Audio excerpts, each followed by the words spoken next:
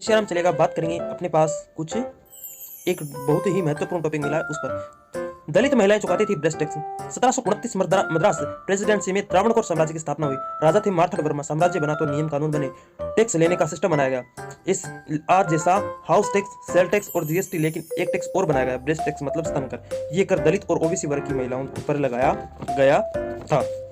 तो ये जो टैक्स लगाया गया है उस पर आप अपने हिसाब से सोच सकते हैं, पर ये हमें रिपोर्ट मिली है।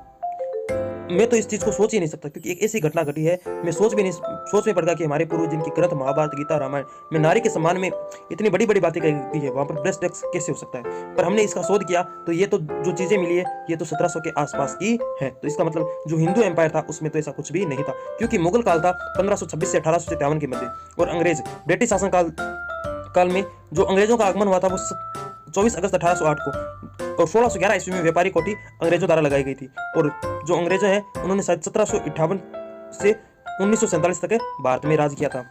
तो ये घटना समथिंग उन्हीं के पास की हो रही है। 1829 त्रावणकोर के दीवान मुनरो ने यह कहा, अगर महिलाएं ईसाई बन जाए तो उन पर हिंदुओं का ये नियम लागू नहीं होगा, वे स्तन कर ढके सकेंगे। और दूसरा है कि इतिहासकार मनु पिलाई स्तर कर की अवधारणा को मिथ्या नाम बताते हैं, जिनका स्तर से कोई लेना देना नहीं था। और ध्यान दें कि नागोली के जीवन के दौरान केरल मातृसत्तात्मक समाज में स्तन को ढकना आदर्श नहीं माना जाता था उसी अवधि में, क्योंकि उस समय केरल क्या था, एक मातृसत्तात्मक मतलब स्त्री वहां पर राज्य करती थी, महिलाओं का राज्य कायम था। और नैतिकता के विक्टोरियन मानकों में दशकों बाद ब्रिटिश औपनिवेशिक प्रभाव के तहत समाज में प्रवेश किया, जिसके कारण ऊपरी शरीर के कपड़े पहनने के अधिकार के लिए बाद में वर्ग संघर्ष हुआ। अर्थात ये सब का सब अंग्रेजों के आगमन के बाद का मैटर है, उनके द्वारा चलाए गई चीजों में से है। और जैन के खाते में स्तन कर को जाति सीमाओं को बनाए रखने के लिए त्रावणकोर राज्य की उच्च जाति नायर की परिषद द्वारा लगाया गया जुर्माने के रूप में प्रस्तुत किया गया। और जो ये टैक्स जो लागू हुआ था 26 जुलाई 1829 को लागू हुआ था। इसका मतलब है कहीं देश एकजुट ना हो जाए, इसके लिए अंग्रेजों द्वारा चलाई गई हम मुहिम भी कह सकते हैं, या फिर एक व्यक्ति विशेष की इसको सोच भी कह सकते हैं।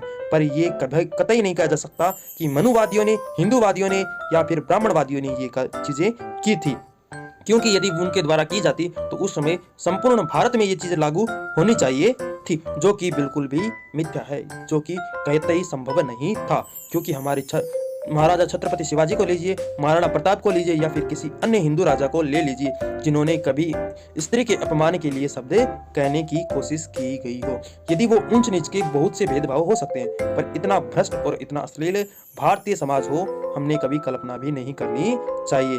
बोलिए सियावर रामचंद्र भगवान हरि विष्णु की। और अपने धर्म के बारे में और अपनी जाति के बारे में पहले पूर्णतः प्रमाणित करें, उसके बाद ही कहीं पर तथ्य दें। क्योंकि आज हमारे साथ घटना घटी, हम एक यात्रा के दौरान किसी व्यक्ति विशेष से मिले, उनकी को कहना था हम कॉलेज के प्रोफेसर हैं और हमने जो आप जिन चीजों को मानते हैं ये बिल्कुल भी मिथ्या है, क्योंकि आपके द्वारा किए गए कार्य, जैसे महिलाओं पर ये टैक्स लगाया गया था जिसके तहत महिलाओं को दबाया गया था या फिर दलित वर्ग को दबाया गया था, वहां पर दलितों की अवधारणा इस प्रकार से दी गई थी।